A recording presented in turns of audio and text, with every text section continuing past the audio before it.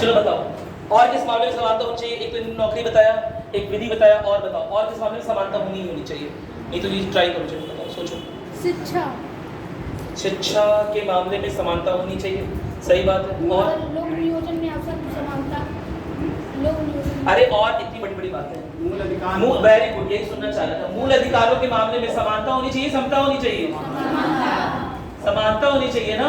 सबके मूल अधिकार बराबर नहीं होने चाहिए। अरे बोलो, चाहे अंबानी हो, चाहे अडानी हो, चाहे हम लोग हो, सब लोग, सबको मूल अधिकारों की बराबरी मिलनी चाहिए, मिलनी चाहिए। मेरी बात सुन रहे हैं? ऐसा तो नहीं होना चाहिए ना कि वो अगर अमीर है तो उनके मूल अधिकार ज्यादा हो गए, या अगर हम ही गरीब है तो हमारे मूल अधिकार ज्यादा हो गए। ऐसा नहीं होना चाहिए। क्या मेरी बात क्लियर है? ऐसा नहीं कि उनका राइट टू लाइफ का, उनका जीवन जीने का अधिकार उतना ही है, उतना ही बड़ा है जितना हमारा जीवन जीने का अधिकार है। क्या मेरी बात सुन रही?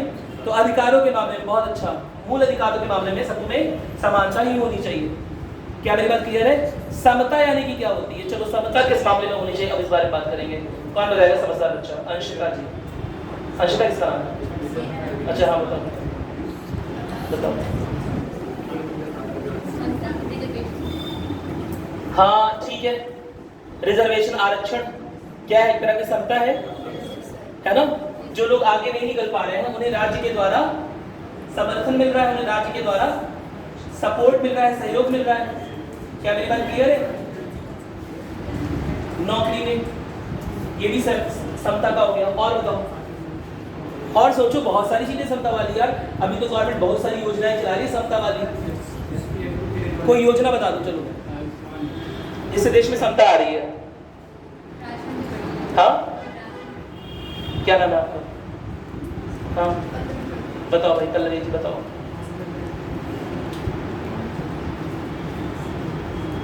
अरे बताओ बताओ, कुछ मुंह तो खोलो। कोई एक योजना बता दो जिससे राज्य में समता आ रही है, कोई सरकार की एक योजना। आप लोग नहीं बताओ। प्रधानमंत्री जन धन योजना। सिलेंडर बांटना, हाँ सही बात है। मतलब जो भी योजना चली है उस योजना का नाम है उज्ज्वला योजना। मेरी बात सुन रहे? बहुत अच्छा, वेरी गुड। उज्ज्वला योजना, क्या उज्ज्वला योजना से समता नहीं आ रही है? आ रही है। पहले जिन घरों में लकड़ी का इस्तेमाल हो रहा था, है ना, मेरी बात सुन रहे? फ्यूल की तरह, ईंधन की तरह लकड़ी का इस्तेमाल हो रहा था, उन्हें जगह से जलाया जा रहा था। वहां पर भी अब क्या जलाया जा रहा है? सिलेंडर जलाया जा रहा है। तो क्या समता नहीं आ रही है? समता आ रही है। और आरक्षण हो गया, उज्ज्वला योजना। और एक और योजना अभी रिसेंटली चल रहा है, प्रधानमंत्री जन धन योजना। जन धन योजना, बहुत अच्छा। जन धन योजना तो नहीं, और किसान सम्मान निधि, हाँ very good, public distribution system, Ayushman योजना। आयुष्मान योजना क्या कहती है? 5 लाख तक का इलाज मुफ्त होगा। अरे सब एकदम रटा हुआ है। नहीं सर, इस्तेमाल हो चुका है ना। इस्तेमाल हो चुका है, वेरी गुड। इस्तेमाल करना चाहिए ना, राज्य दे रहा है तो इस्तेमाल करो। बनवाओ आयुष्मान कार्ड। बन गया आयुष्मान कार्ड? नहीं बनाया? नहीं बनाया, बनवा लो, है ना। जिन लोगों का बन सकता है, मेरी बात सुन रहे? जिन लोगों का बन सकता है वो बनवा लो, बहुत सिंपल सी बात। ठीक है। आयुष्मान भव, आयुष्मान भव में क्या होता है? हमेशा स्वस्थ रहो। मेरी बात में आयु बढ़ती रहे। तो वो आयुष्मान योजना से, वो कैसी योजना है जिसमें लोगों को बीमारी से बचाने के लिए, लोगों के साथ कोई हादसा हो गया उससे लोगों को उबारने के लिए जो फाइनेंशियल सपोर्ट होता है, जो चिकित्सकीय सुविधा हो सकती है, सहयोग हो सकता है गवर्नमेंट की, उससे वो गवर्नमेंट करती है 5 लाख रुपए तक का। क्या मेरी बात क्लियर है? अब बताओ, क्या ये एक अच्छी योजना नहीं है? जो ऐसे समाज पर हाशिए में खड़े लोग हैं, या जो लोग ऐसे हैं जो आर्थिक रूप से पिछड़े हैं, है ना, जिनके घर में कोई ट्रेजेडी हो जाए तो वो उतना पैसा नहीं है उनके पास, क्या यह योजना ऐसी नहीं है कि उन्हें आर्थिक रूप से सक्षमता प्रदान करेगी? आर्थिक रूप से सक्षम बनाएगी ना उन्हें, आर्थिक समता ला रही है। सबके लिए नहीं है, सबके लिए नहीं है। किसके लिए है? जो पिछड़े वर्ग है ना, उनके पास तो जीवन जीने का अधिकार है, और के पास जीवन जीने का अधिकार है, यानी कि उनके जीवन को बचाने के लिए राज्य क्या प्रयास कर रहा है या देखना जरूरी है। क्योंकि उनके पास, मैंने क्या बताया था, भारत में 2 तरह के लॉज होते हैं, समझ लो।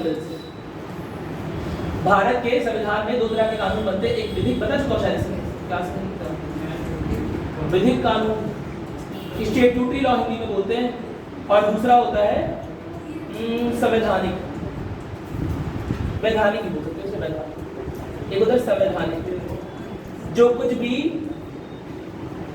भी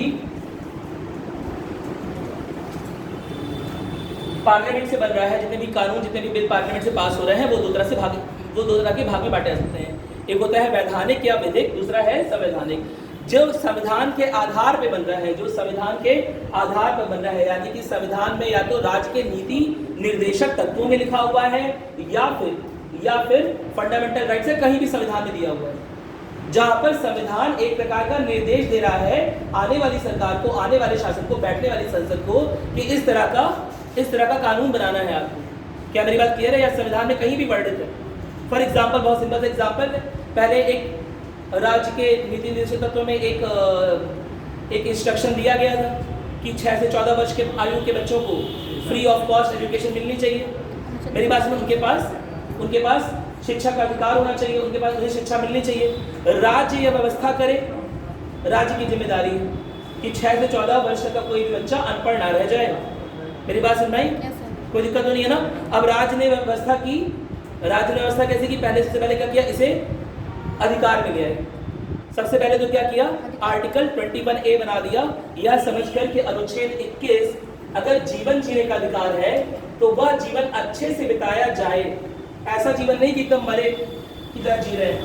मेरी बात सुन भाई, उस जीवन में कोई मतलब ही नहीं है, एकदम बंदर की तरह टक रहे हैं उधर। एक अच्छा जीवन जीने के लिए कुछ मूलभूत आवश्यकताएं होती हैं। क्या मेरी बात क्लियर है? उन्हीं में से एक क्या है? शिक्षा।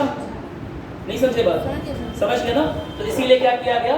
उसे डीपीएसपी से निकाल कर आर्टिकल 21A में रख दिया गया। क्या मेरी बात समझ आई? अरे बोलो, कोई दिक्कत तो नहीं है? अब 21A के आधार पर जो संसद ने कानून बनाया, समझ में आ रहा है? वो क्या कानून हो जाएगा? संवैधानिक, जो कि संविधान के आधार पर बना हुआ है। लेकिन संविधान में बहुत सारी चीजें वर्णित नहीं है और वर्णित नहीं की गई, इसीलिए तो वो रेसिडुअल सब्जेक्ट्स दिए हुए थे। याद आ रहा है? समवर्ती सूची के अलावा भी यह बोला गया था ना कि कुछ ऐसे विषय हो सकते हैं जो शायद इन सूचियों में उल्लेखित ना हो।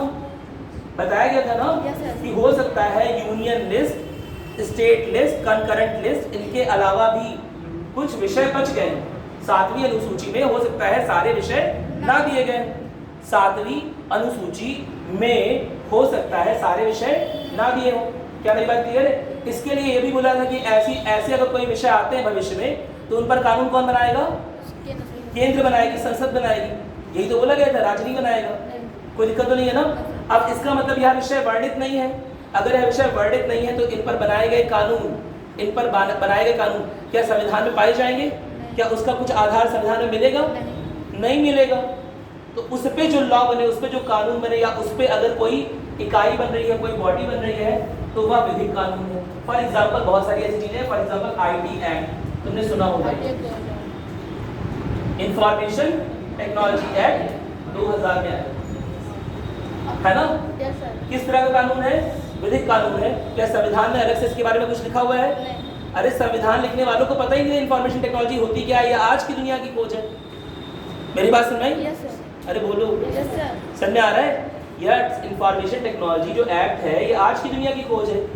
कंप्यूटर, मोबाइल, इंटरनेट, समझ जाओ ना, जो भी चला रहे हो, व्हाट्सएप, यूट्यूब, रील, समझ में आ रहा है? ये सब आज की दुनिया का है, इसीलिए आज की दुनिया के अनुसार कानून बनाया गया। संविधान में इसके बारे में कोई चर्चा नहीं है। तो अगर इस पर कोई कानून बनता है तो वो कैसा है? वैधानिक या विधिक कानून। क्या मेरी बात समझ में आ गई? संविधान में चर्चा इसकी नहीं है। और भी एक और चीज बताओ जिसके अनुसार देश चल रहा है, और इसके अनुसार विधिक कानून के अनुसार एक बॉडी की रचना हुई है, प्लानिंग कमीशन, वेरी गुड, योजना आयोग, जिसे अब नीति आयोग बोल रहे हैं। क्या मेरी बात क्लियर है? तो नीति आयोग जो है, ठीक है, कहाँ लिखा हुआ है संविधान में नीति आयोग की रचना की जाएगी? कहीं लिखा हुआ है? इसमें तो लिखा है फाइनेंशियल कमीशन, वित्त आयोग लिखा हुआ है, इलेक्शन कमीशन के बारे में लिखा हुआ है, यूपीएससी के बारे में लिखा हुआ है। क्या कहीं पर नीति आयोग लिखा है? इसमें संघ लोक सेवा आयोग लिखा है, लेकिन क्या नीति आयोग लिखा है? कहीं नहीं लिखा है। तो नीति आयोग के मामले में अगर कोई कानून बनता है, मेरी बात समझ, तो वो कैसा कानून हो जाएगा?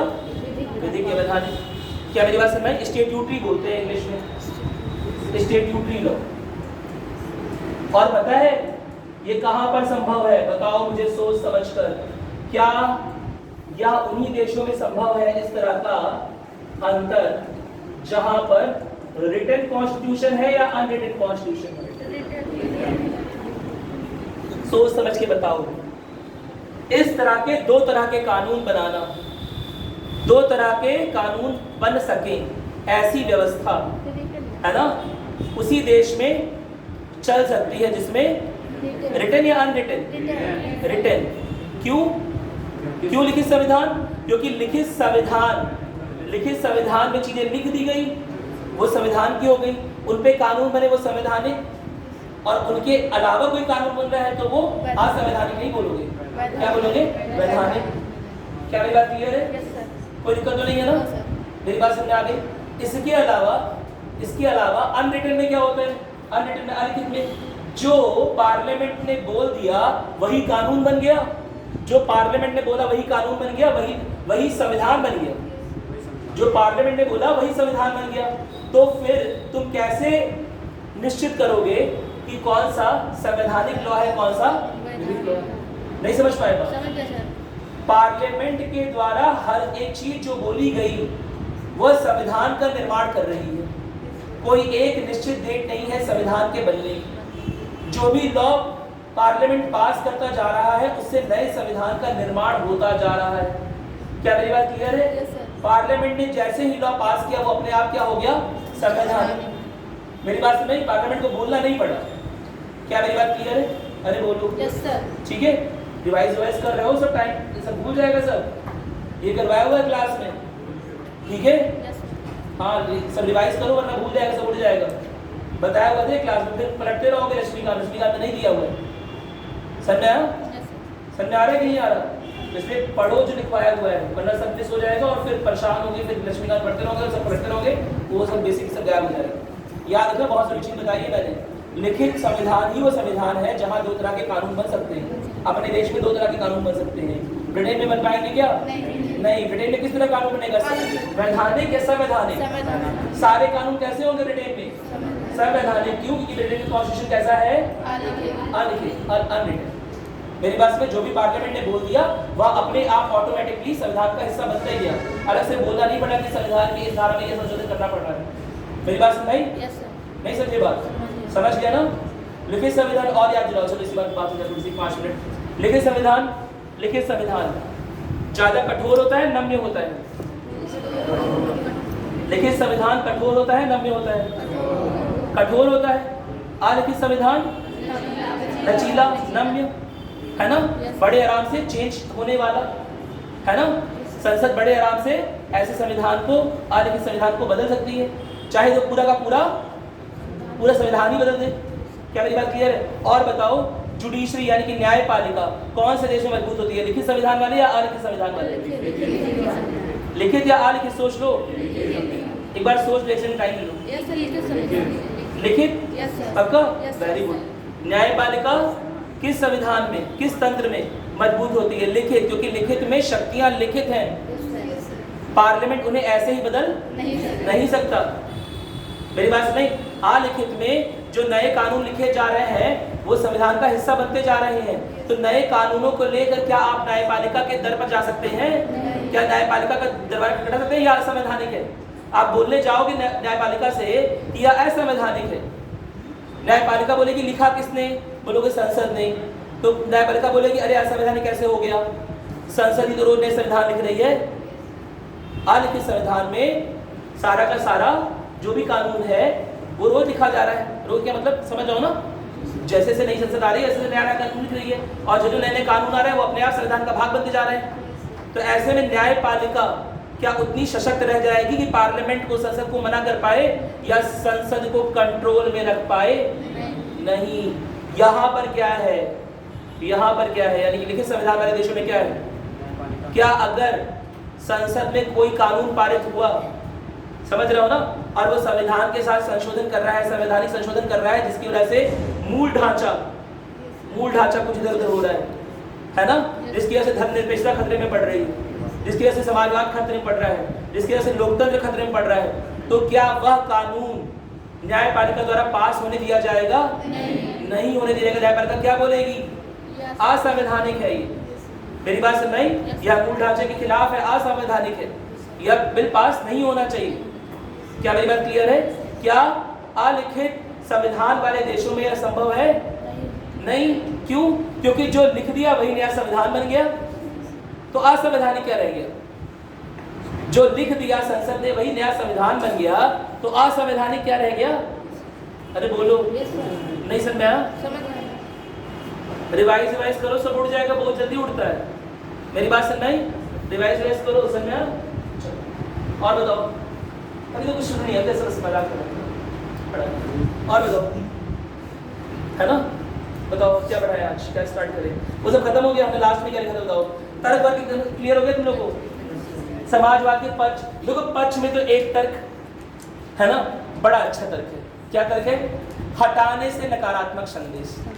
मेरी बात सुन में, अगर हम इसे हटाएंगे तो हो सकता है देश में यह भावना व्याप्त हो जाए कि अब हमारा देश पंथनिरपेक्ष या धर्मनिरपेक्ष नहीं रह गया।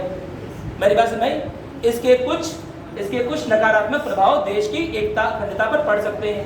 देश में सांप्रदायिक हिंसा या सांप्रदायिक तनाव बढ़ सकता है। क्या मेरी बात क्लियर है? अरे बोलो।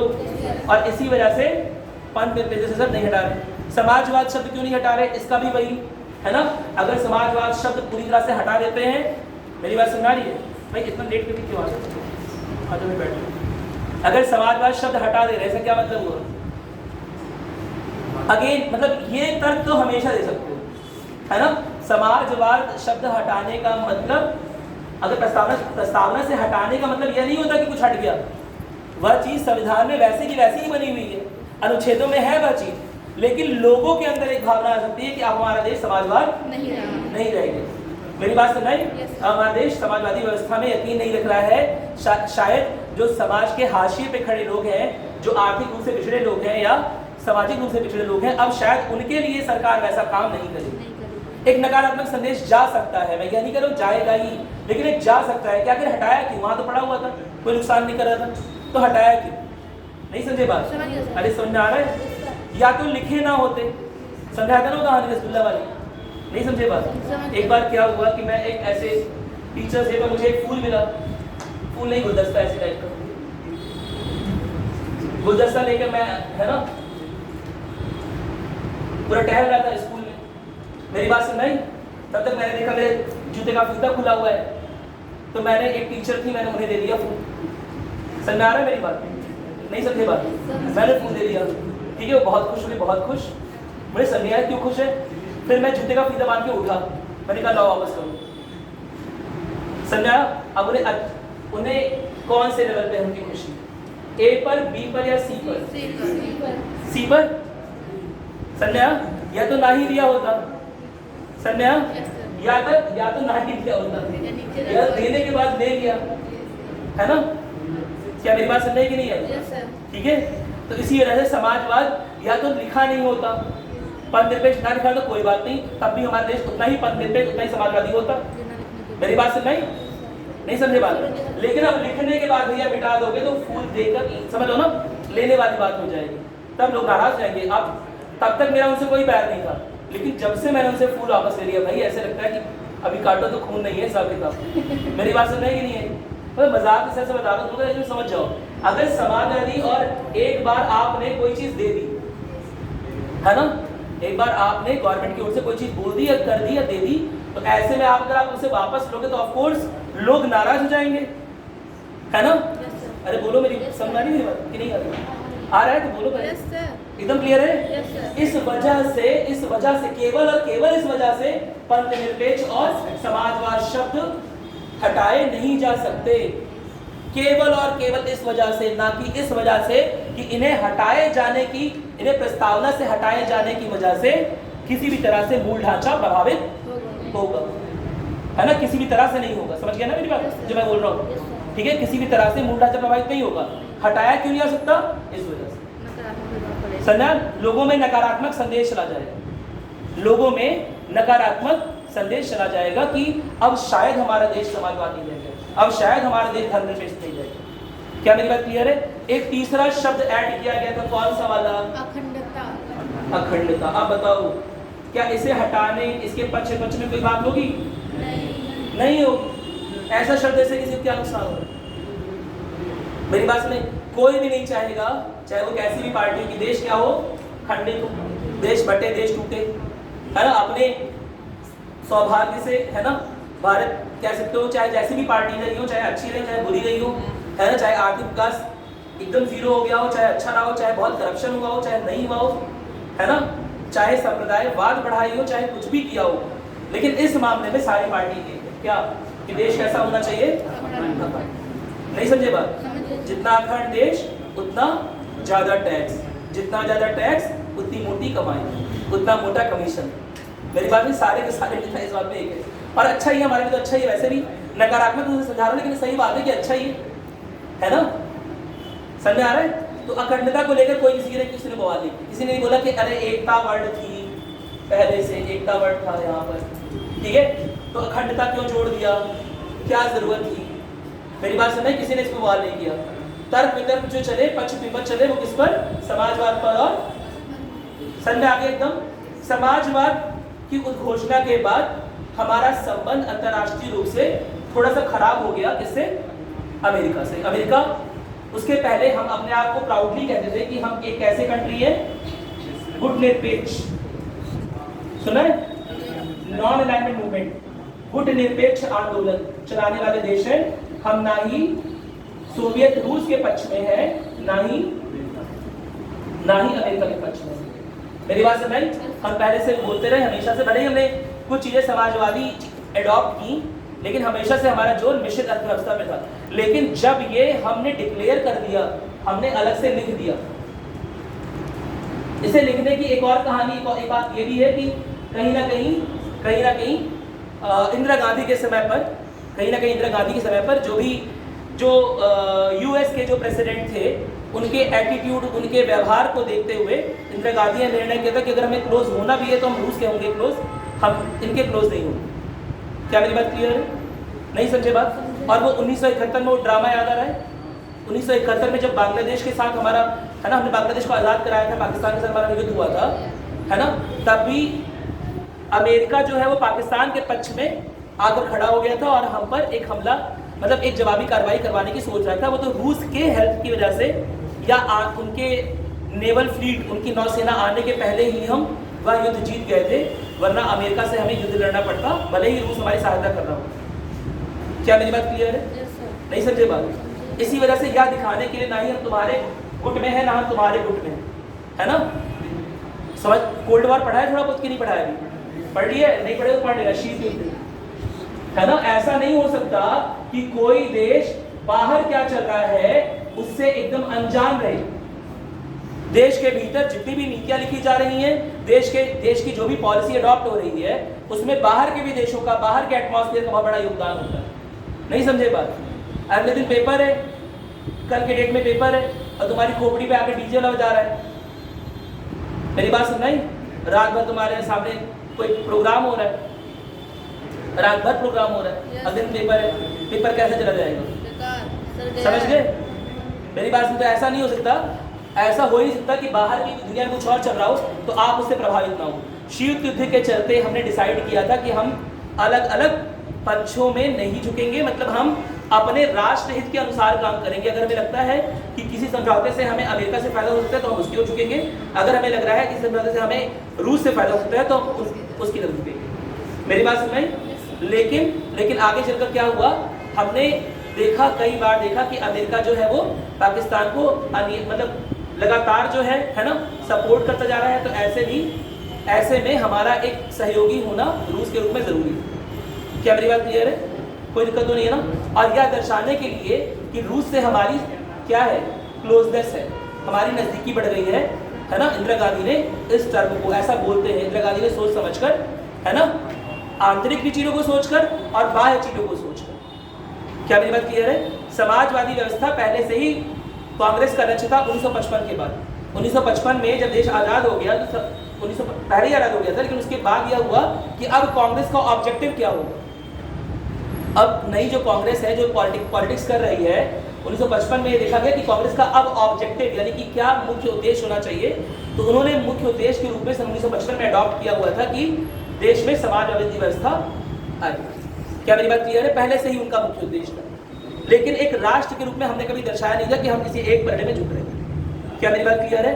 लेकिन अमेरिका के व्यवहार के चलते, है ना, हमने डिसाइड किया कि अब हम ओपनली डिक्लेयर कर देंगे कि कहीं ना कहीं रूस के साथ हमारी नजदीकी बढ़ रही है, और इसी वजह से हमने इंदिरा गांधी ने समाजवाद शब्द जोड़ दिया। क्या मेरी बात क्लियर है? कोई दिक्कत तो नहीं है ना? 42वें संविधान संशोधन 1976 में है ना, जो कि जाकर 3 जनवरी 1970 में पास हुआ, ठीक है, उसमें समाजवाद शब्द इसीलिए जोड़ दिया गया था। पंथ निरपेक्षता या धर्म निरपेक्षता या सेकुलर वर्ड क्यों जोड़ा गया था? क्या कारण था? उसे क्या कारण था सोचो? क्योंकि उस समय भारत में सांप्रदायिक हिंसा बढ़ रही थी, स्पेशली 2 क्षेत्रों में। मुस्लिम एक था पंजाब के एरिया, मेरी बात समझ में? पृथकता की मांग हो रही थी, सांप्रदायिकता बढ़ रही थी। क्या मेरी बात क्लियर है? दूसरा था नागालैंड के क्षेत्र, मेरी बात समझ में? तो सांप्रदायिक हिंसा लगातार, सांप्रदायिक तनाव लगातार बढ़ रहे थे। हिंदू मुस्लिम तनाव उतने नहीं बढ़े। क्या मेरी बात क्लियर है? लेकिन सांप्रदायिक तनाव सिखों के साथ कहीं ना कहीं पंजाब के रीजन में बढ़ता जा रहा है। क्या मेरी बात क्लियर है? तो हमने प्रॉपर्ली घोषित किया कि हम, समझ रहे हो ना, मेजॉरिटी हिंदू की है, इसका मतलब यह नहीं किया कोई हिंदूवादी देश है। हमने प्रॉपर्ली अनाउंस किया कि हम एक धर्मनिरपेक्ष देश है। क्या मेरी बात क्लियर है? और यह धर्मनिरपेक्षता उसके पहले भी समझा चुका हूं ना, यह धर्मनिरपेक्षता प्रस्तावना में से लिखने से नहीं आ गई, उसके पहले से थी। अरे उसी आर्टिकल में तो दिया हुआ है, उसी प्रस्तावना में तो ऊपर और भी दिया हुआ है, विचारों की अभिव्यक्ति की, विश्वास की, धर्म और उपासना की स्वतंत्रता दिया हुआ है ना, तो उसमें भी तो धार्मिक स्वतंत्रता की बात कर रहा है। तो पहले से ही डिक्लेयर था, लेकिन हमने प्रॉपर्ली वो शब्द लिख दिया, सेकुलर वर्ड। क्या पूरे संविधान में और कहीं है? अरे ऐसे ऐसे प्रस्तावना में शब्द लिखे हुए हैं ना, जो केवल प्रस्तावना में, और पूरा देश इसी पे चल रहा है। लोकतांत्रिक शब्द, डेमोक्रेसी शब्द कहीं पूरे संविधान में नहीं, केवल और केवल कहाँ मिलेगा? प्रस्तावना। समझ रहा हो ना? उसी तरह से पंथ निरपेक्ष, सेकुलर शब्द, भले ही पूरा संविधान उसी पर बेस्ड है, उसी पर आधारित है, लेकिन पूरे संविधान में कहीं भी अलग से सेकुलर शब्द नहीं लिखा हुआ है। मेरी बात समझ आई? तो यह दर्शाने के लिए कि नहीं, हमारा देश जो है वो कैसा है? धर्मनिरपेक्ष, पंथ निरपेक्ष, है ना। हमने यह शब्द, सेकुलर शब्द जोड़ दिया। क्या मेरी बात क्लियर है? अखंडता भी जोड़े जाने के पीछे यही कारण था, सांप्रदायिक हिंसा का, सांप्रदायिक तनाव का बढ़ना, और यह बताने के लिए कि खालिस्तान मूवमेंट या नागालैंड का जो मूवमेंट चल रहा है, आंदोलन चल रहा है, वह चाहे कितना भी तेज हो जाए, वो चाहे कितना भी आगे निकल जाए, लेकिन हम किसी भी तरह से, है ना, भारत को क्या नहीं होने देंगे? खंडित नहीं होने देंगे। अखंडता हमारी एक बहुत, है ना, एक लोगों का लक्ष्य है, एक तरह से हमारा देश खंडित ना हो, है ना, संविधान इसलिए लिखा गया। क्या मेरी बात क्लियर है? कोई दिक्कत तो नहीं है ना? और यही कारण था कि हमने फेडरेशन ना बनाकर, यानी कि जिसे हिंदी में आप बोल रहे हैं परिसंघ ना बनाकर यूनियन यानी कि संघ बनाया। क्या मेरी बात क्लियर है? संघ बनाने के पीछे, संघ शब्द लिखने के पीछे उद्देश्य यही था। उद्देश्य जब पूछा गया कि क्यों नहीं आपने, बी.आर. अम्बेडकर से पूछा गया, क्यों नहीं आपने इंडिया को लिखा फेडरेशन ऑफ स्टेट, जैसे अमेरिका के संविधान में लिखा हुआ है। जैसे अमेरिका के संविधान में लिखा हुआ है कि अमेरिका जो है वो फेडरेशन ऑफ स्टेट है, वैसे क्यों नहीं इंडिया में लिखा? तो उनका जवाब था कि अमेरिका की तरह यह देश जो है वो कॉन्ट्रैक्ट बेसिस पे नहीं बना है। समझ रहे हो ना? बहुत सारे राज्यों ने आपस में समझौते करके किसी देश का निर्माण नहीं किया है, या पहले से भी देश था। भले ही अलग अलग भाषा और अलग अलग सभ्यता के लोग रहे हो, भले ही अलग अलग धर्मों मानने वाले के और अलग अलग वर्णों के लोग रहे हो, भले ही यह लोग अलग अलग राज्यों के रहे हो, अलग अलग राज्य द्वारा शासित थे, मराठा राजपूताना, फिर भी इनके बीच में एक इनविजिबल थ्रेड है, कुछ अदृश्य धागे हैं जो इन्हें आपस में जोड़ते हैं।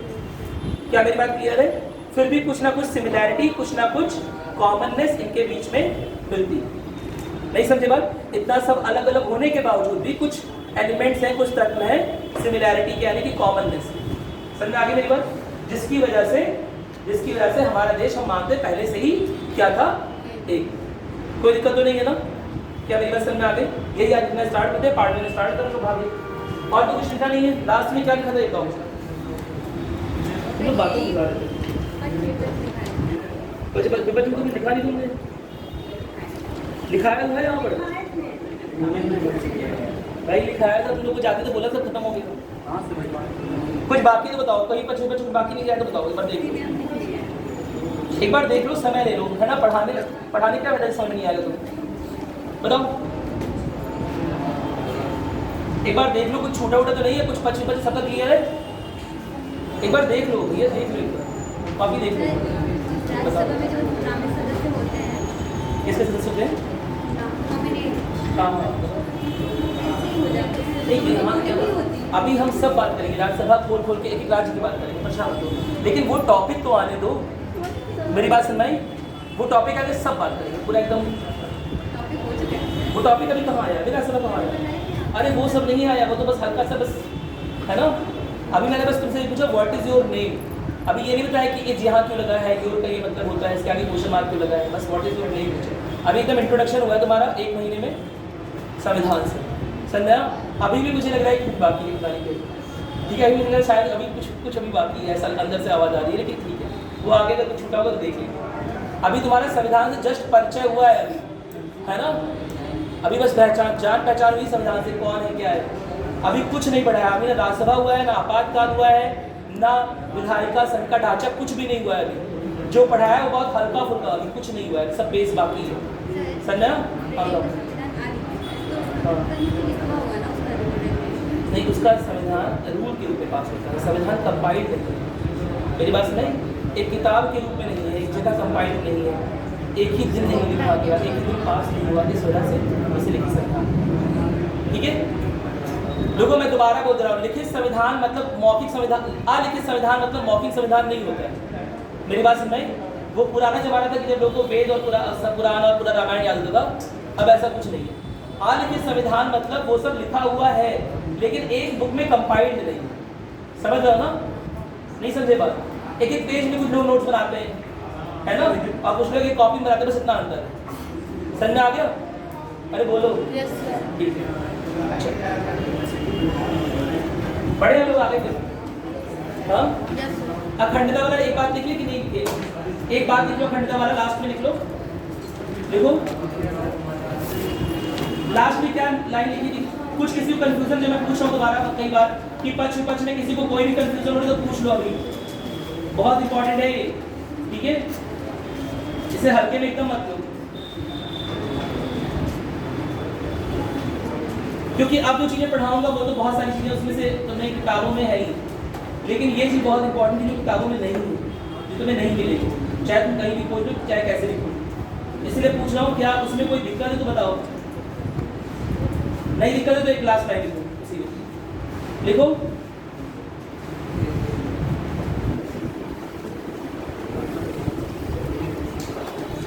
हटाने के और ना हटाने के पक्ष में तक हमने देख लिया था ना सब कुछ, कोई दिक्कत तो नहीं है उसमें।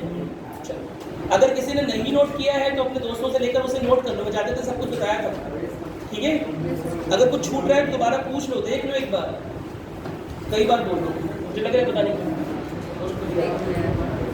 हाँ चले, चलो ठीक है, नोट करो फिर। लिखो 42वें संविधान संशोधन द्वारा, जल्द से नोट करो, 42वें संविधान संशोधन द्वारा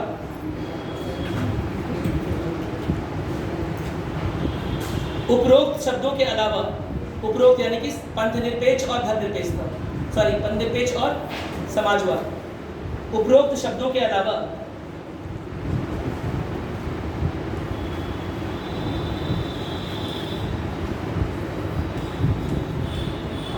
अखंडता शब्द को भी समाविष्ट किया गया था। अखंडता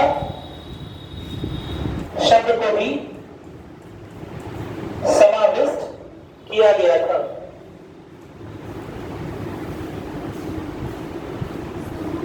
समाविष्ट, ठीक है, समाविष्ट किया गया था, लिख दिया मैंने, एक बार चेक कर लो, थोड़ा सा हिंदी सुधारनी हम लोग को, है ना। चलो, तुम्हें तो सुधार, तुम लोग को हिंदी मीडियम में कर देना है, हिंदी में मजबूती बनाओ, ठीक है।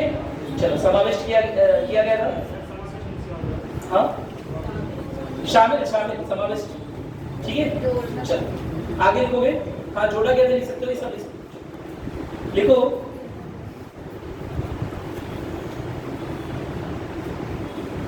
इसे हटाए या ना हटाए जाने के, इसे हटाए या ना हटाए जाने के पक्ष में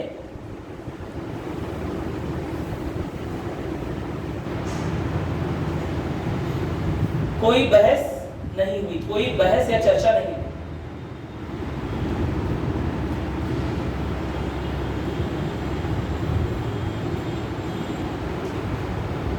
ठीक है, कोई बहस या चर्चा नहीं हुई। अब हम बात करेंगे इसी में आगे की राह यानी कि वे फॉरवर्ड। देखो जब भी तुम क्वेश्चन आंसर करोगे मेंस का, तो हमेशा तुम्हें लास्ट की 4 लाइन छोड़नी है और वहां लिखना है आगे की राह यानी कि वे फॉरवर्ड, यानी कि आगे हम क्या सोचते हैं। समझ रहे हो ना, ये बहुत बहुत जरूरी है, जिसे आप बोलते हो हिंदी में निष्कर्ष, ठीक है, या उपसंहार जो भी बोलते हो, ठीक है, वो निकालना बहुत जरूरी होता है। उसका रीजन क्या होता है, बहुत सिंपल सी बात, अगर वो नहीं लिखेंगे तो लगेगा कि बस मैकेनिकल आंसर लिख दिया, अपना कोई तर्क वितर्क नहीं। क्या मेरी बात क्लियर है? एकदम रटा रटाया आंसर ही ना छोड़े बच्चों की तरह, ठीक है। आपका कुछ आपने जो लिखा है उसे समराइज करते हुए, उसका निष्कर्ष निकालते हुए आगे क्या करना चाहिए, देश को किस राह आगे बढ़ना चाहिए, क्या यह वाद विवाद रखना चाहिए या खत्म कर देना चाहिए, उस पर आपका एक लाइन ना चाहिए। क्या मेरी बात समझ? तो वो मैं उपसंहार में लिखवा दे रहा हूँ। निष्कर्ष लिखोगे, लिखो देखो प्रस्तावना में समाविष्ट या जोड़े गए, लिख लो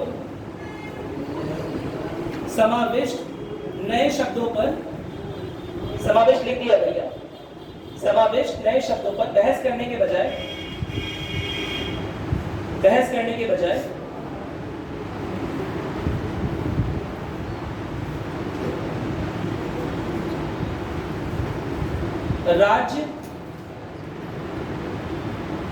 राज्य को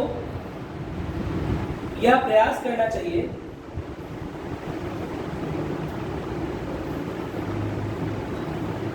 कि सभी को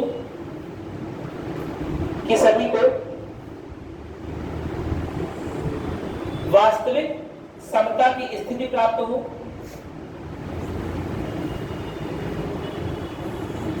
वास्तविक समता की स्थिति प्राप्त हो,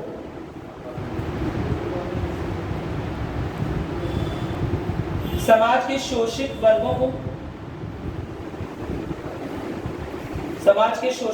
को गरिमापूर्ण जीवन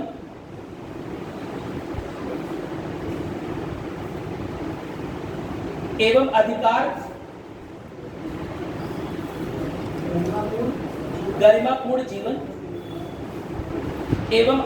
विहीन वर्ग को अधिकारों की प्राप्ति हो।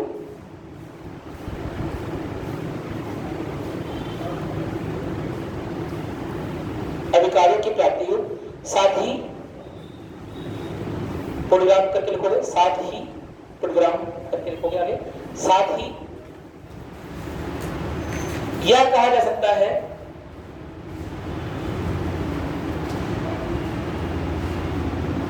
कि प्रस्तावना में उल्लिखित ये शब्द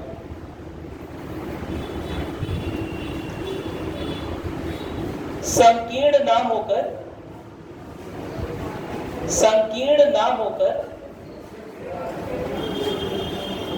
व्यापक अर्थ में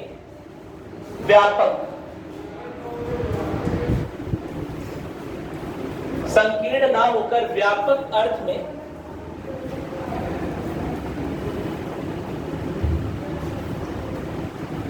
अर्थ में जोड़े गए हैं।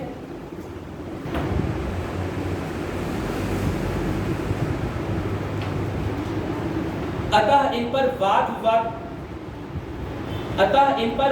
विवाद करने के बजाय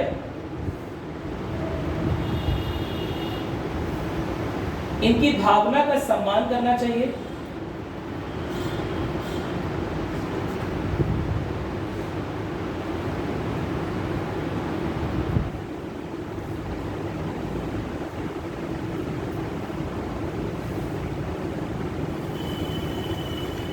इनकी भावना का सम्मान करना चाहिए और इन आदर्शों को प्राप्त करने की ओर अग्रसर होना चाहिए,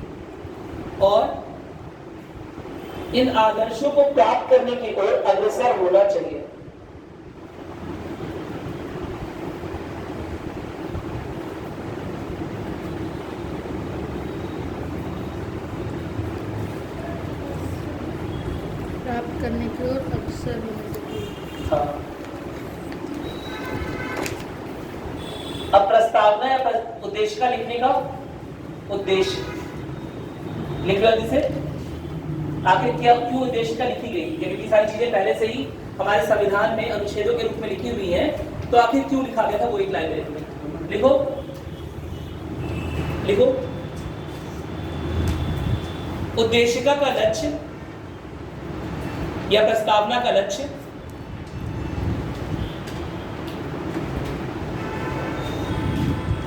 एक ऐसी सामाजिक व्यवस्था, एक ऐसी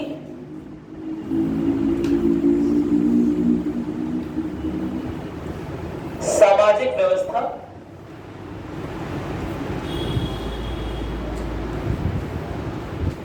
की स्थापना से है, की स्थापना है, सॉरी इससे है नहीं, की स्थापना है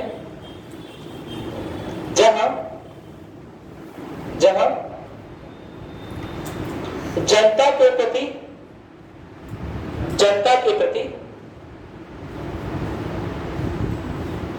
उत्तरदायी सरकार का निर्वाचन, जनता के प्रति उत्तरदायी सरकार का निर्वाचन जनता की संप्रभुता से हो, जनता की संप्रभुता से हो,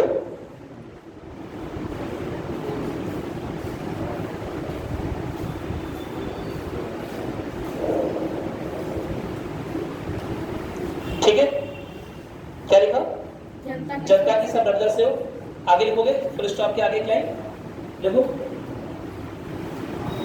शासन की सत्ता, शासन की सत्ता, शासन की सत्ता जनता के मूल अधिकारों से सीमित हो, जनता के मूल अधिकारों से सीमित हो,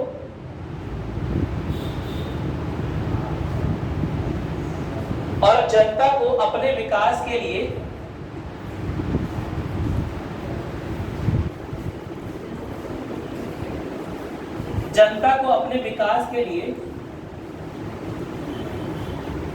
समुचित अवसर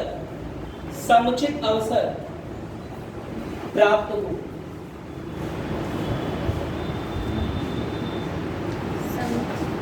समुचित अवसर प्राप्त हो। आगे लिखेगा समुचित अवसर प्राप्त हो। यद्यपि वैधानिक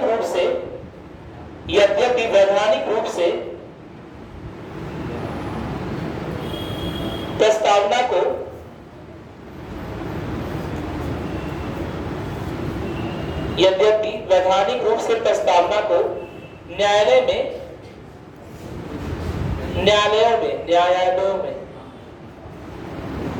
में लागू नहीं किया जा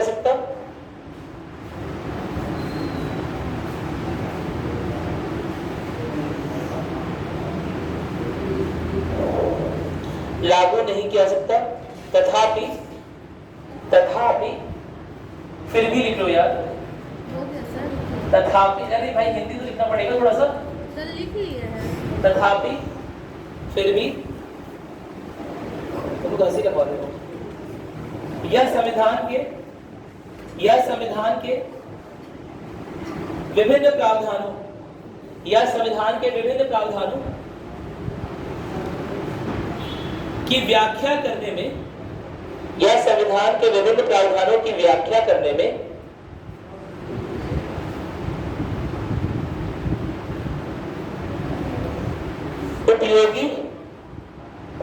उपयोगी सिद्ध हो सकती है,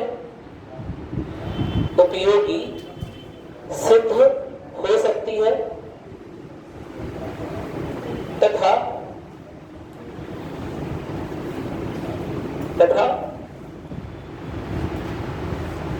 किम कर्तव्य विमूढ़ता, समझ आ गया?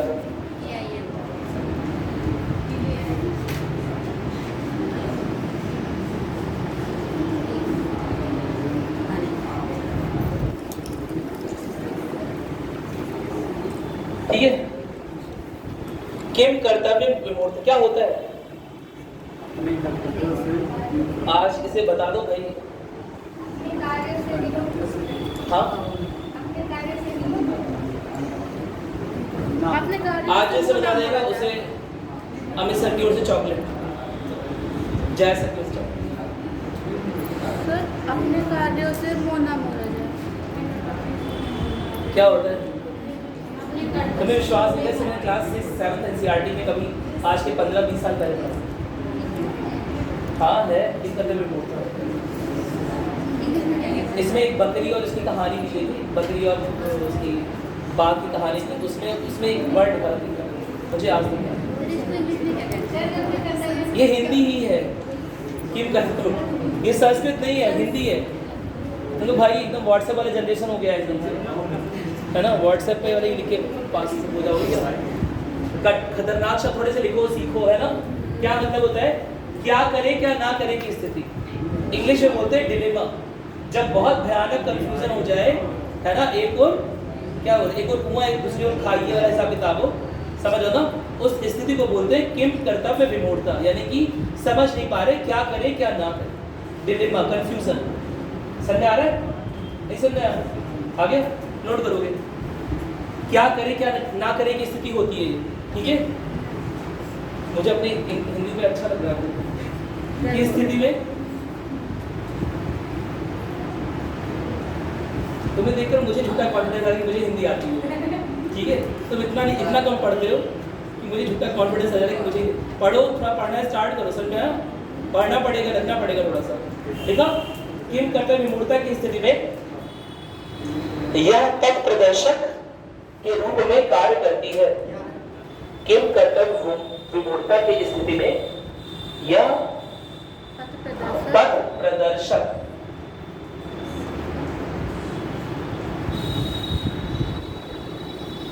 के रूप में कार्य करती है।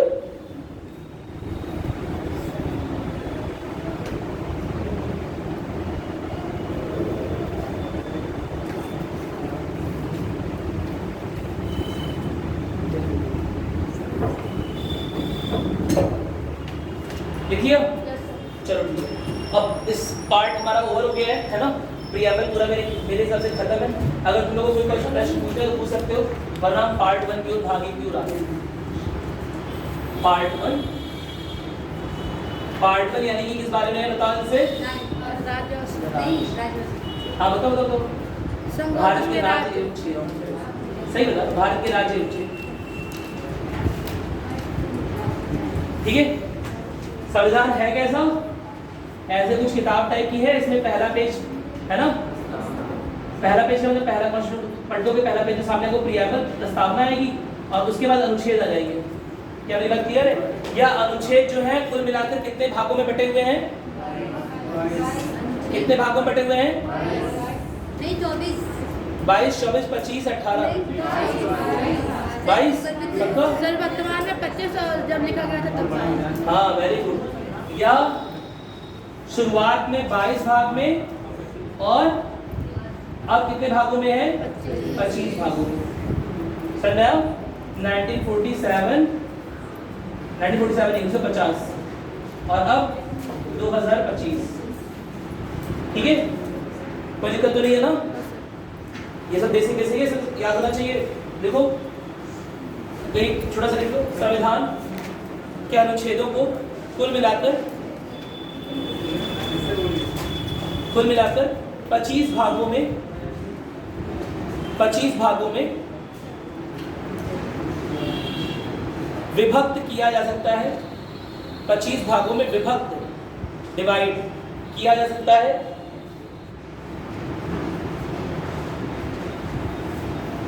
हालांकि संविधान के लागू होने पर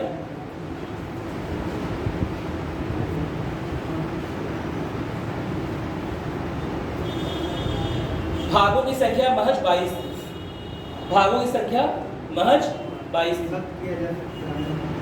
हालांकि संविधान के लागू होने के समय, है ना, भागों की संख्या कितनी थी? 22।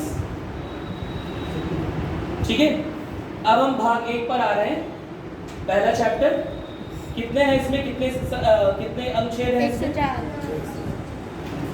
बोलो 1 से 4, ठीक है। तो भाग 1 में अनुच्छेद 1 से 4 है, इनके बारे में थोड़ा सा पढ़ना स्टार्ट करते हैं। बेसिक चीज मैं बताते चलाऊंगा, लेकिन थोड़ा कुछ लिखवा दे रहा हूं मैं, ठीक है। तो आप लिखोगे भाग 1 अनुच्छेद 1, लिखना स्टार्ट करो कुछ चीजें।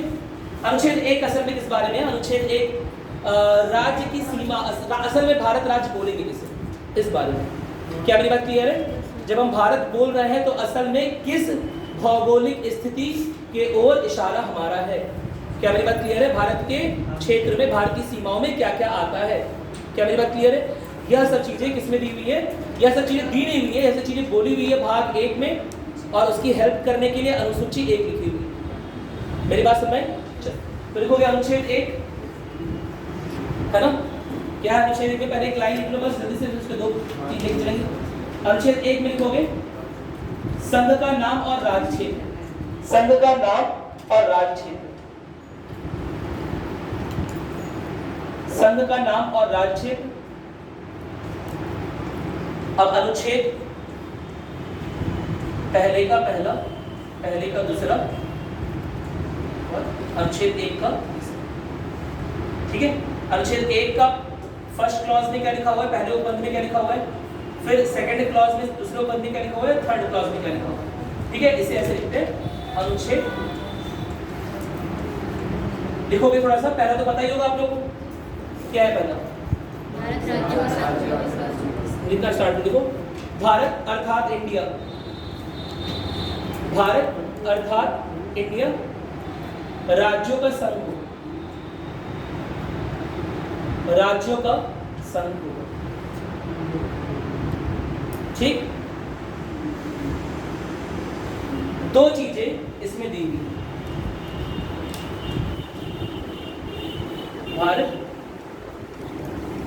इंडिया, क्या होगा? राज्यों का संघ, ठीक है। इसे मिटाना पड़ेगा।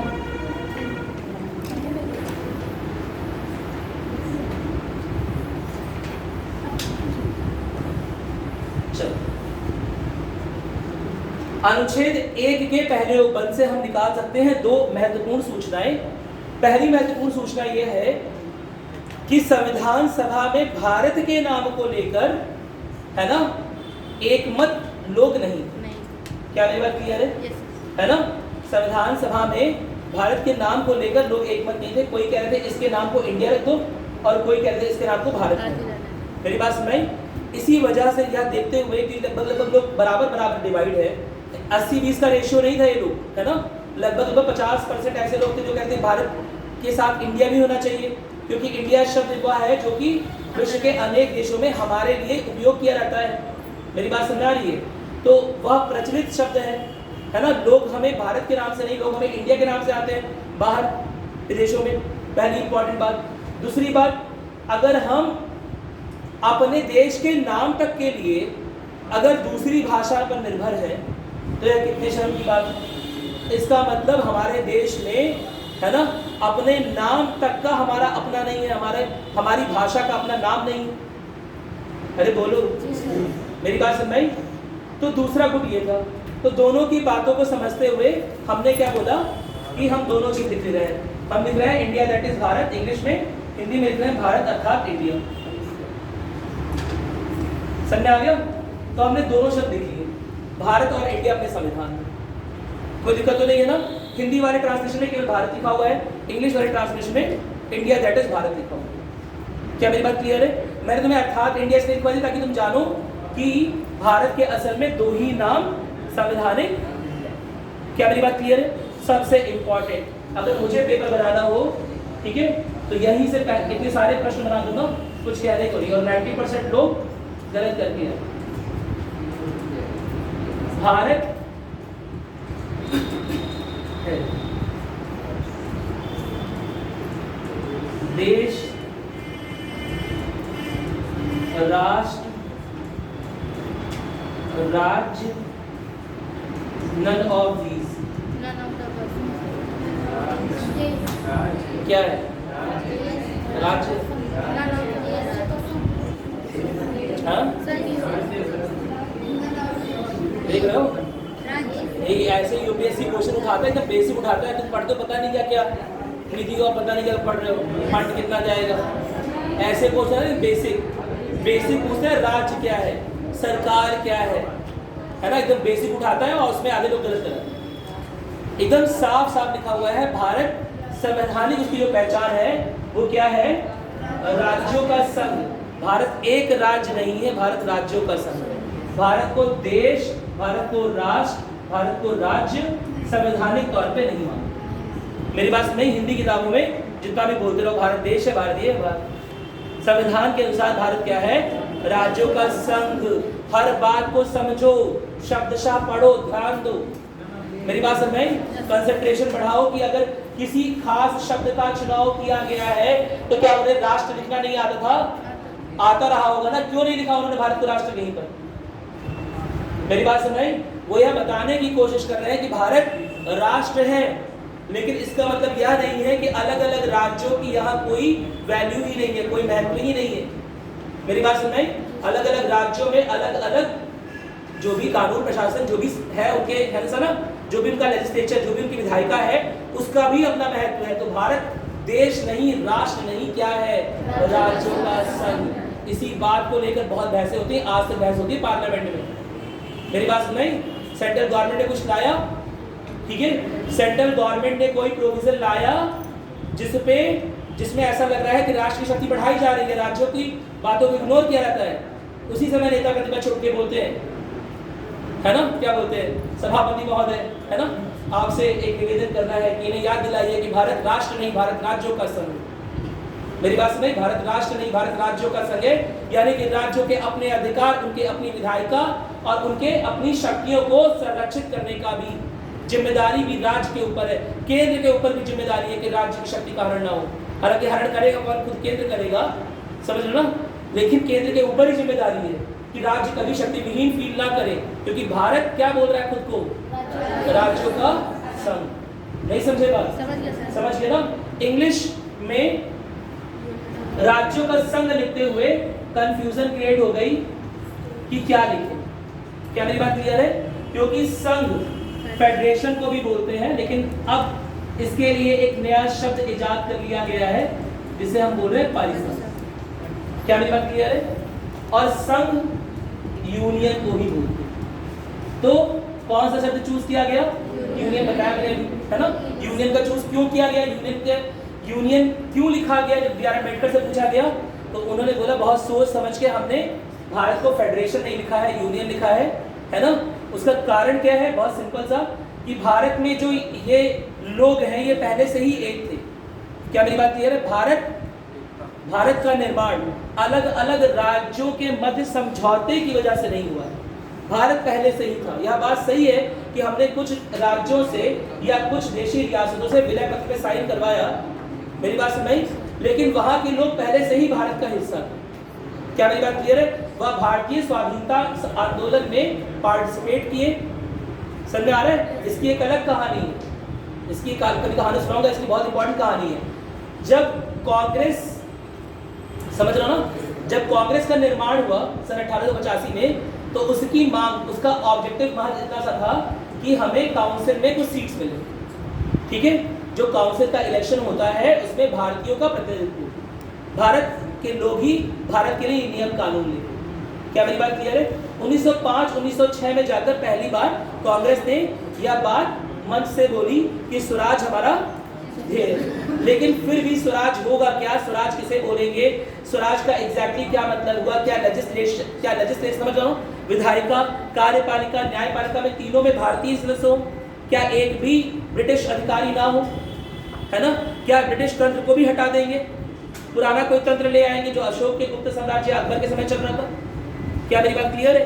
तो स्वराज एग्जैक्टली है क्या, यह देखकर बड़ा विडंबना थी। ठीक है, अब यह स्वराज कॉन्सेप्ट आपको पता होगा, शायद नहीं पता होगा, बाल गंगाधर तिलक ने बहुत फेमस किया था स्वाधीनता आंदोलन के दौरान। क्या मेरी बात क्लियर है?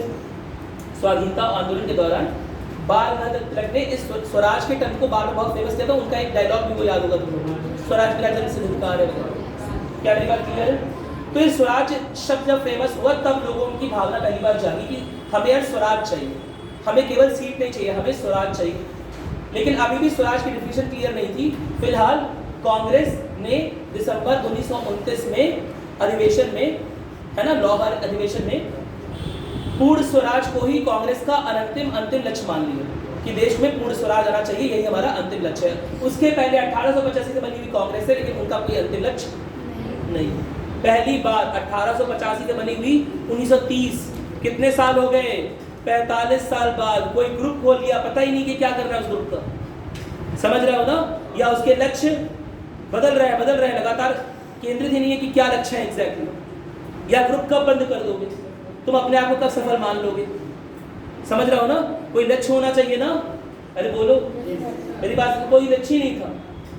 1930 में पहली बार एक मुद्दा उन्होंने बनाया कि जब भारत पूर्ण स्वराज हासिल करे तब हम अपने आप को सफल मानेंगे, हमारा अंतिम लक्ष्य है कि भारत में पूर्ण स्वराज है। अब पूर्ण स्वराज पूछा गया किसका, केवल 67% एरिया में ही तो ब्रिटिश रियासतें हैं, सॉरी ब्रिटिश राज्य है, बाकी तो 67-63%। अब देख रहा हूँ 63 या 67% हिस्से में ही भारत के भारतीय भूभाग में ब्रिटिश का अधिकार है, बाकी 33%, 30 प्लस लिख दे रहा हूँ, 33 या 37 जैसा भी यहाँ पर, 33% पर कौन लोग हैं, देसी रियासत, देसी राजा। तो देसी राजा तो पहले से ही स्वराज है ना, जो क्षेत्र पहले से ही किसके अधीन है, देसी रियासतों के अधीन है, वो पहले से ही क्या है, स्वतंत्र है एक तरह से। हालांकि उनके भी कुछ मामले ब्रिटिशर्स द्वारा देखे जा रहे थे, वो बात अलग है, लेकिन कई सारे मामलों में वो स्वतंत्र हैं, ठीक है। 3 मामले छोड़कर, उसकी कहानी बताऊंगा, 3 मामले छोड़कर बाकी सभी स्वतंत्र हैं। तो आजादी किससे चाहिए, पूर्ण स्वराज की बात कर रहे हो तो किसकी बात कर रहे हो, क्या आजादी, क्या पूर्ण स्वराज की बात केवल 67% के लिए हो रही है या उन 33% के लिए भी हो रही है? और अगर उन सबके लिए हो रही है तो बोलना कैसे बनता उनके लिए, वो तो पहले से ही आजाद है। तो फिर एग्जैक्टली बताना पड़ेगा कि स्वराज है क्या स्वराज महज ब्रिटिशर्स का जाना है या लोकतांत्रिक व्यवस्था का आना भी है, एग्जैक्टली बताना पड़ेगा, है ना, कोई दिक्कत तो नहीं है ना। 1929 में यह बवाल शुरू हुआ, 1930 में, 1937 में जाकर पहली बार सुभाष चंद्र बोस और जवाहरलाल नेहरू की कमेटी ने डिसाइड किया कि हमें ठीक से बताना पड़ेगा कि स्वराज हमें एग्जैक्टली इसके लिए चाहिए, है ना। क्या हम स्वराज की मांग कर रहे हैं तो केवल भारतीय ब्रिटिश प्रांतों की बात कर रहे हैं या फिर देसी रियासतों की भी बात कर रहे हैं? वहां पर उन्होंने पहली बार लिख के भेजा कि हमें स्वराज सबके लिए चाहिए। क्यों? क्योंकि स्वाधीनता आंदोलन में केवल ब्रिटिश प्रांत के लोग ही, केवल ब्रिटिश प्रांत के भारतीय लोग ही इन्वॉल्व नहीं है, पार्टिसिपेट नहीं कर रहे। ये वो लोग भी हैं जो कि देसी रियासतों के हैं। देसी रियासतों के लोग जब आज़ादी मिल जाएगी तो क्या कहेंगे, हमें क्या मिला, हम तो अपने किंग के अंदर रह रहे हैं। नहीं समझ आई बात तुमको?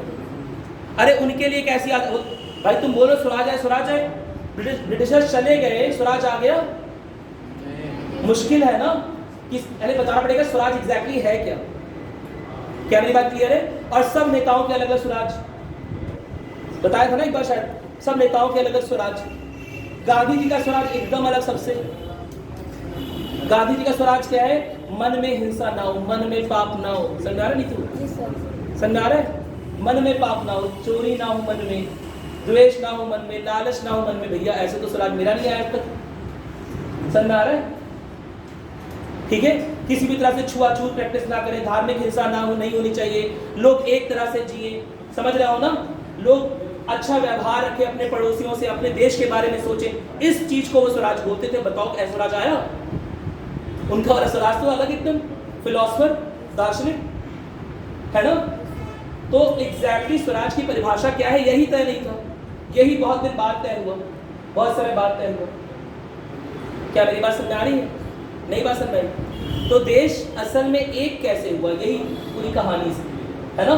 जब देखा गया कि स्वाधीनता आंदोलनों में ना केवल ब्रिटिश भारतीय प्रांत के लोग इन्वॉल्व हो रहे हैं बल्कि देशी रियासतों के लोग भी इन्वॉल्व हो रहे हैं। 1920 के पहले यह अधिकार ही नहीं था।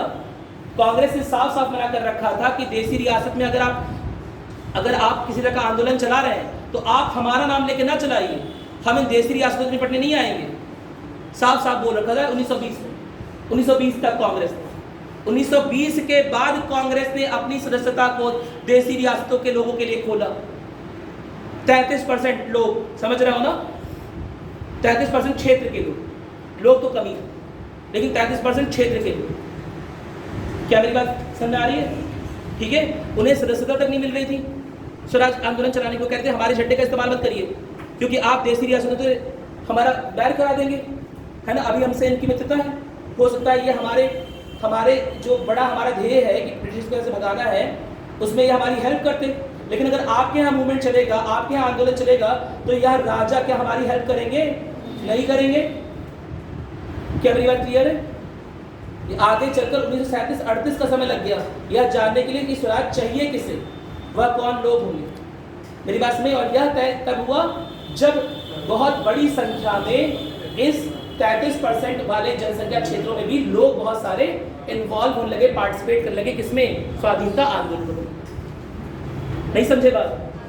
अरे बोलो, सर में आया?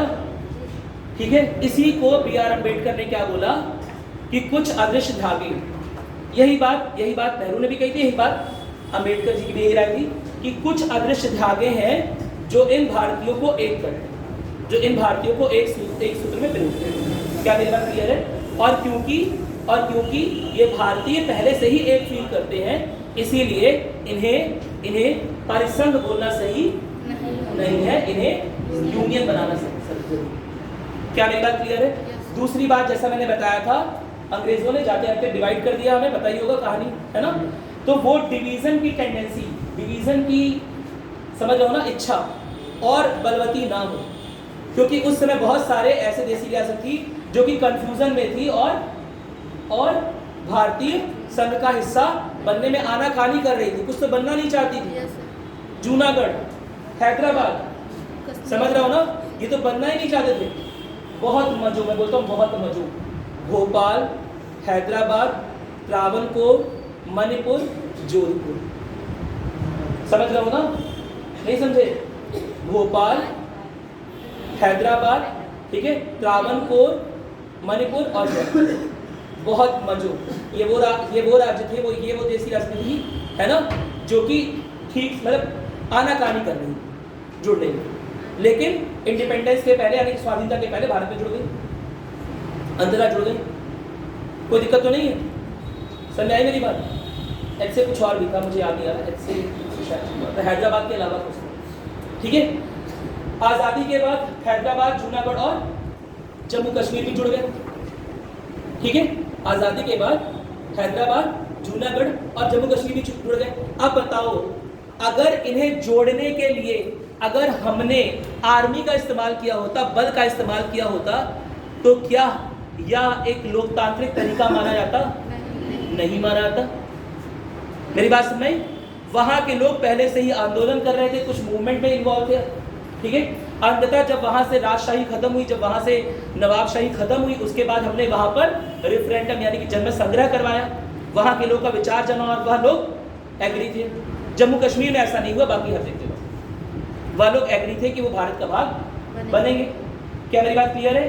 अब बताओ, एक ऐसा राष्ट्र जहां लोग भारत में जुड़ने की बात कर रहे हैं और जो लीडर्स हैं, जो रूलर्स हैं, वो आनाकानी कर रहे हैं, ऐसे राष्ट्र के लिए, ऐसे राज्य के लिए, जब राज्य उदय हो रहा है, जब राज्य पहली बार बन रहा है, तो कौन सा शब्द ज्यादा अच्छा होता? यूनियन या फेडरेशन? यूनियन। क्यों? क्योंकि यूनियन दिखाता है कि हम एक हैं, फेडरेशन बताता है कि राज्यों की भी अपनी शक्तियां हैं और समय आने पर वह अलग अलग हो सकते हैं। फॉर एग्जाम्पल, एक बहुत अच्छा एग्जाम्पल है अमेरिका का संविधान में। केवल यही बात नहीं, ये तो छोड़ो अमेरिका के संविधान की बात, अमेरिका के संविधान में लिखे हुए फेडरेशन की वजह से अमेरिका में चल गई सिविल वॉर 1861 से 1865 तक। नॉर्थ स्टेट्स यानी कि जो उत्तरी राज्य हैं और जो दक्षिणी राज्य हैं, उनके बीच में गृह युद्ध हो गया, ठीक है। और दक्षिणी राज्य साफ साफ ये बोल रहे थे कि क्योंकि ये फेडरेशन ऑफ स्टेट है, इसलिए हमें अलग होने का अधिकार है, हम अमेरिका की बात नहीं मानते, हमें उत्तर से छुटकारा दो। मेरी बात, वहां गृह युद्ध हो गया था, अब्राहम लिंकन की सरकार बनने की बात, नहीं समझे बात, ठीक है।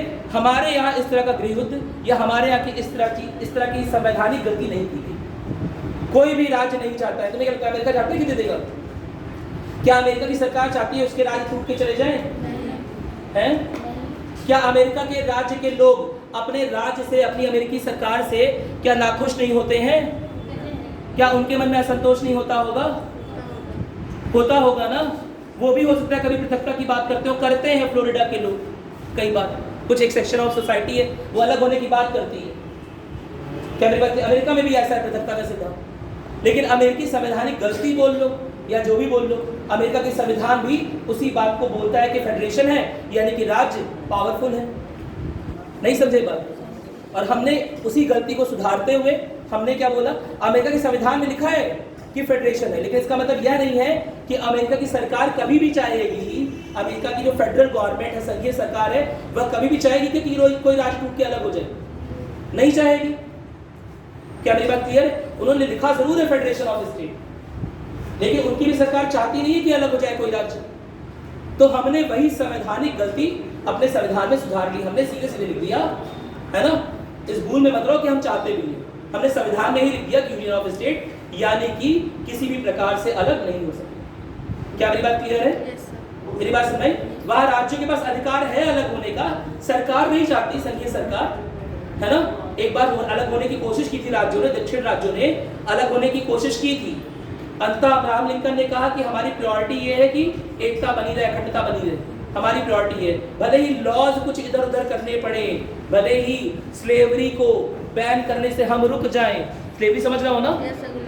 गुलाम प्रथा, दास प्रथा को अभी नहीं बैन करते। दास प्रथा को लेकर उनके बीच में अनबन थी। नॉर्थ स्टेट जो है वो चाहते थे कि गुलाम प्रथा पूरी तरह से इनह्यूमेन है, बंद कर दी जाए, बहुत ज़्यादा खराब व्यवस्था है, समझ रहे हो ना, बहुत क्रूर है, बहुत निश्चय से खत्म कर दिया जाए। साउदर्न स्टेट्स जो अमेरिका के थे वो चाहते नहीं थे, क्योंकि उनके पास बड़े बड़े एग्रीकल्चर के फील्ड थे, समझ रहे हो ना, बड़ी कृषि भूमि थी उनके पास, उन्हें गुलामों की जरूरत थी। ठीक है, अरे बोलो, ठीक है, इसीलिए वो चाहते नहीं थे कि ऐसा हो जाए कुछ। ठीक है, लेकिन फिर भी साउथ के स्टेट्स ने जब बात बढ़ी तो अलगाव की मांग की। अलगाव की केवल मांग नहीं की, खुद की सेना बना ली।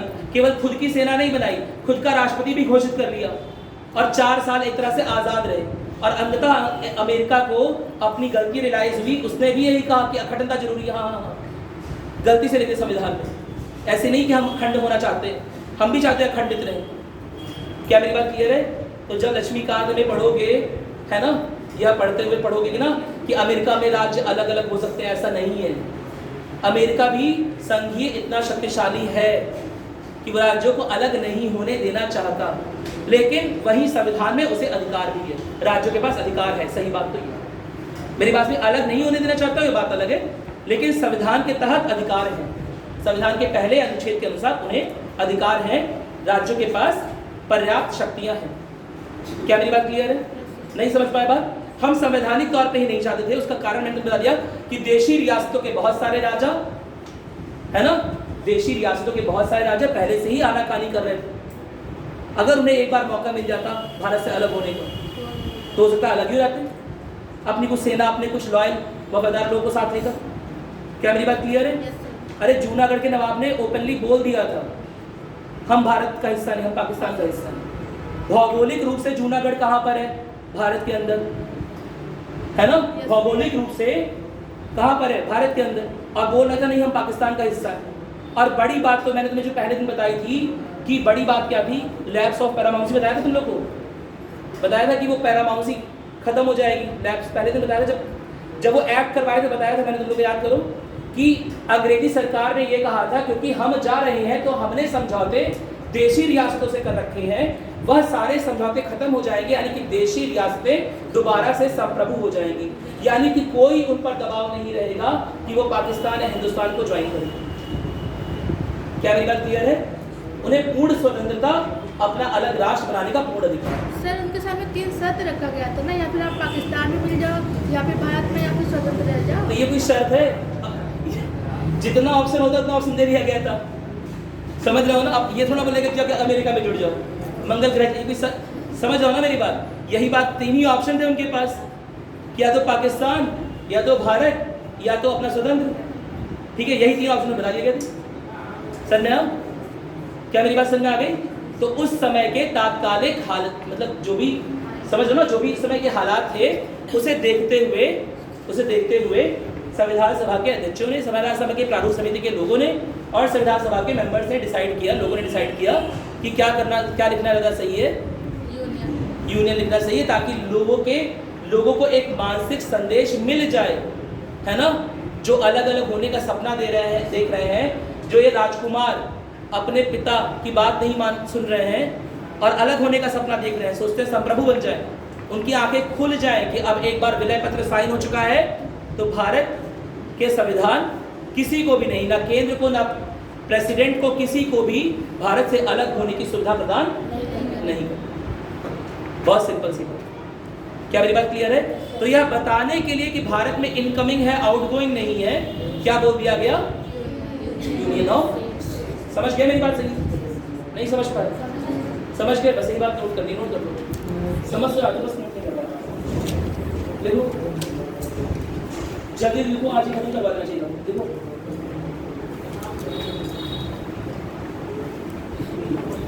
लिखो, प्रारूप समिति ने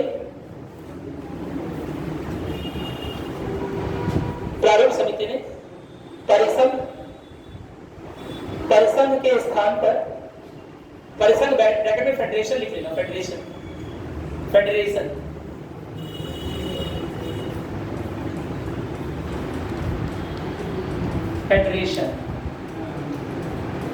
के स्थान पर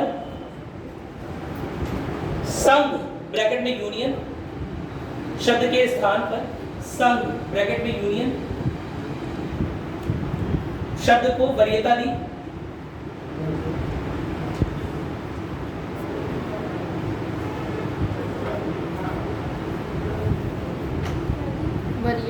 वरीयता दी, जिसका कारण था, पहला पॉइंट लिखोगे, जिसका कारण था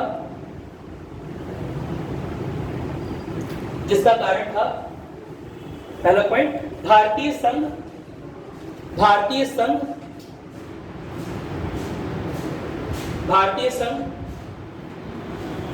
प्रांतों के मध्य समझौते का परिणाम नहीं है। भारतीय संघ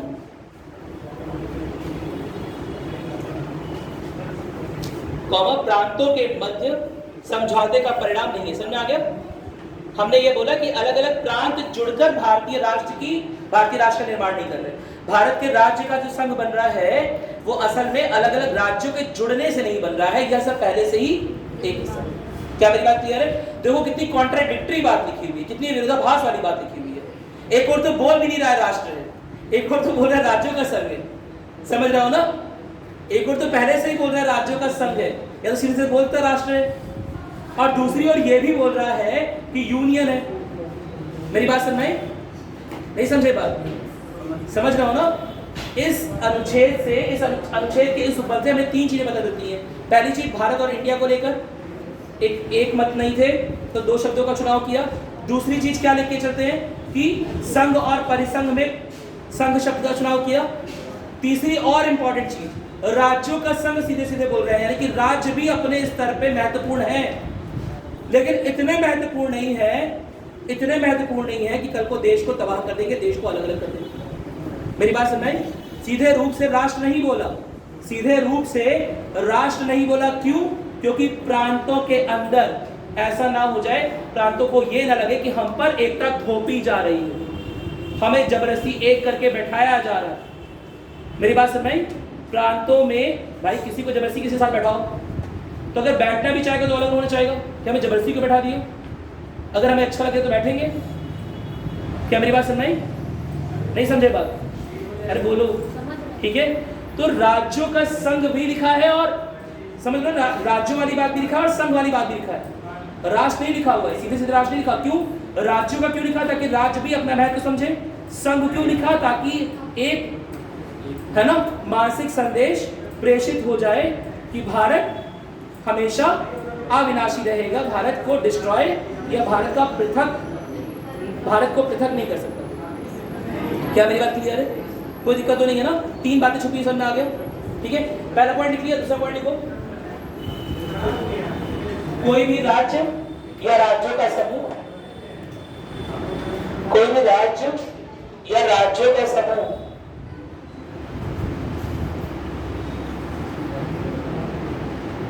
संघ से अलग होने के लिए स्वतंत्र नहीं है, संघ से अलग होने के लिए स्वतंत्र नहीं है।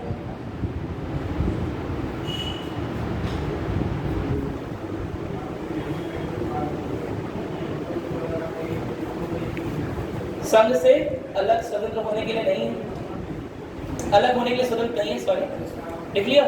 एक लास्ट लाइन लिख लो, बस लिखो, इस प्रकार भारत एक ऐसा संघ है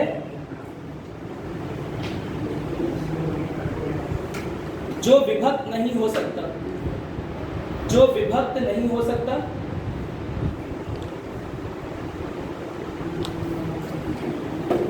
जो विभक्त नहीं हो सकता।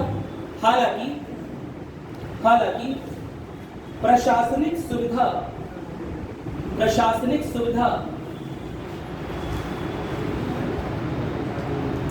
के लिए, हालांकि प्रशासनिक सुविधा के लिए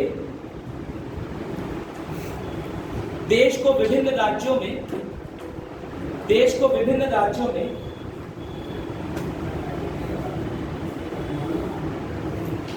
बांटा जा सकता है।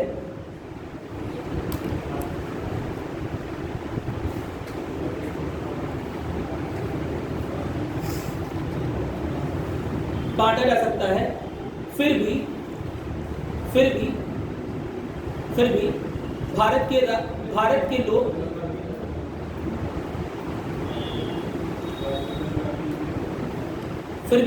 लोग एक ही संविधान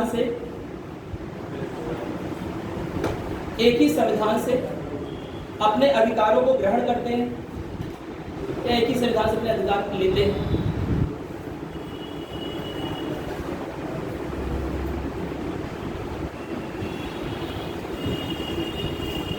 और राज्य की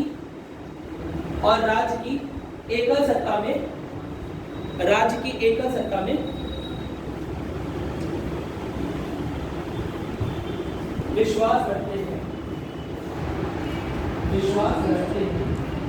एकल सत्ता सावधानी स्वतंत्रता